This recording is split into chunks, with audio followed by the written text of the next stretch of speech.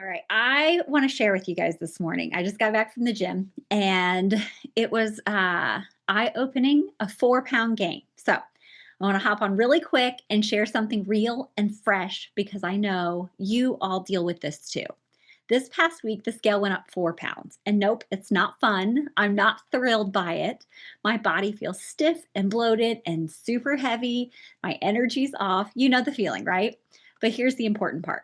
It's not because I failed. It's not because I'm slipping, and it's definitely not because I'm going backwards. It's because the choices I made over the last few days since Friday, and a lot of them, let's be honest, were worth it. Let me walk you through what actually happened, what I learned, and how I'm moving forward, because this is exactly the kind of thing that you will face again and again in your own journey. So let's start with Friday. Friday to Sunday was the Bourbon Trail. We were out with friends. We were traveling, eating out, snacking in the RV, all the fun things. So let me break this down. The not so great part. I didn't get all my water in every day, not my normal amount. I ate cookies when I wasn't hungry. We had snacky foods instead of real meals sometimes. Most of the foods we ate were kind of reactive foods in my body, higher salt, carbs, sugar, but also a lot of good happened too. I left half my meals uneaten several times. I even shared meals. I didn't eat anything that I didn't truly enjoy. I had a taste of the bourbon, but I don't drink the flights because I don't like them. I drank water, hot water with lemon at the bar because I was cold and I don't like bourbon anyway. And I did. I had 2 glasses of wine fully and intentionally, and I enjoyed those instead of drinking a bunch of stuff I don't like. Now, what I learned that my body does best on maybe some simpler foods, meat, veggies, definitely water. When I eat more reactive foods, I bloat and I hold on to water. That's not failure, that's physiology. So now I look at what do I'll do next. I'll bring and drink more water. We ran out of some water that we brought. And so we bought a couple more, but I can tell you, I probably would have had more if I would have brought more. So I can bring some easy foods in the RV. I could have brought a couple frozen meals, or I could have brought some of those prepared salads and had some of that.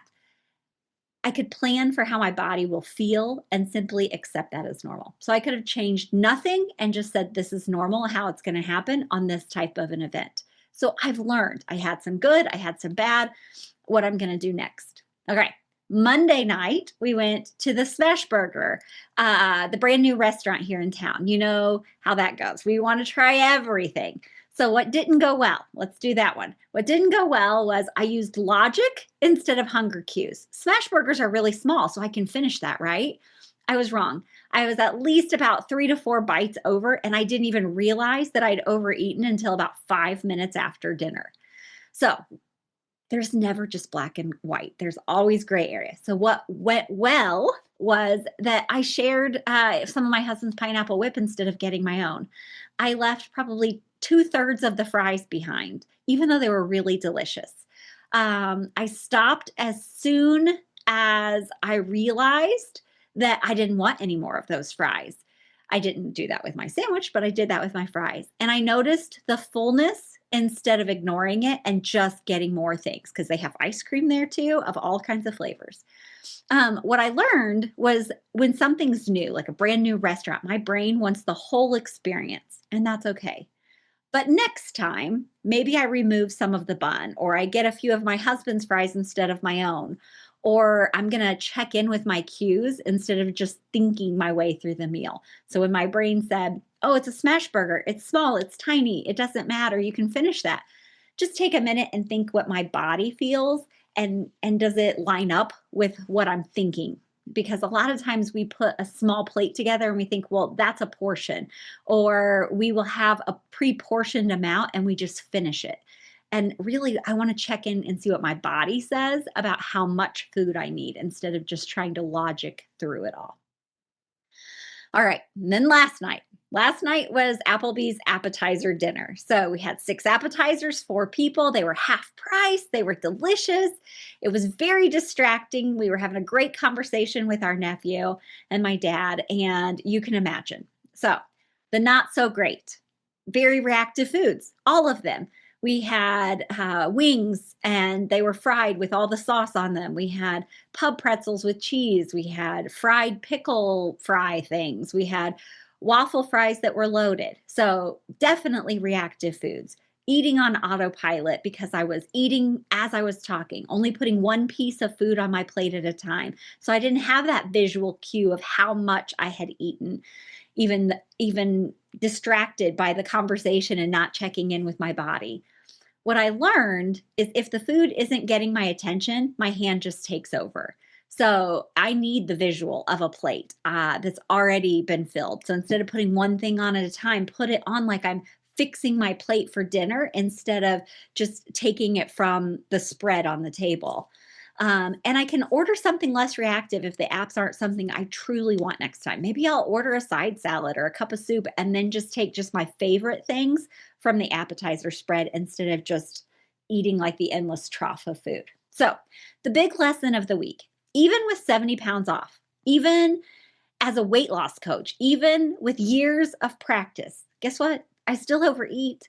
I still have off days and I still make mistakes. And none of that means anything about my self worth, my ability, or my long term success. Old me would have made the 4 pounds mean I'm failing. I'll never get this right. I have personally ruined everything. I might as well give up. And then I'd spiral into overeating more to punish myself. I don't think I realized it was to punish myself. I think it would have felt like a give up, but it would have been a punishment. The me now, I see both the good and the messy. I see the meals that I handled well. I see the learning opportunities. I see the things that I didn't handle so well. I see where my body reacted normally, very normally, to salt and carbs and sugar and travel and less water.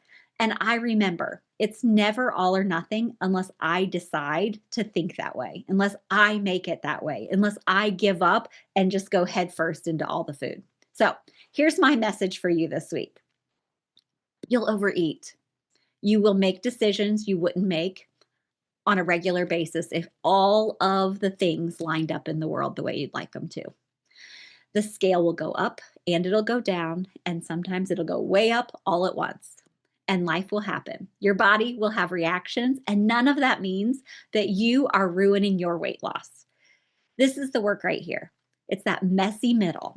I want you looking at what happened, not beating yourself up, finding the actual lessons and keeping the parts you loved, adjusting the parts you didn't. Because I can tell you sometimes I'm still going to do it the exact same way, and I'm just going to know that's how my body's going to respond and move on. And then I want you to move forward as a normal human being living a normal life. This is how you lose weight sustainably and still enjoy your life, not by perfection, but by learning, adjusting, and staying kind to yourself. It's completely different than how I'd ever lost weight before. If you had a week like this, or if this brought up any questions, send me a message. You can DM me or send me any kind of message. Comment on here and I'll comment back. This is exactly what coaching is for.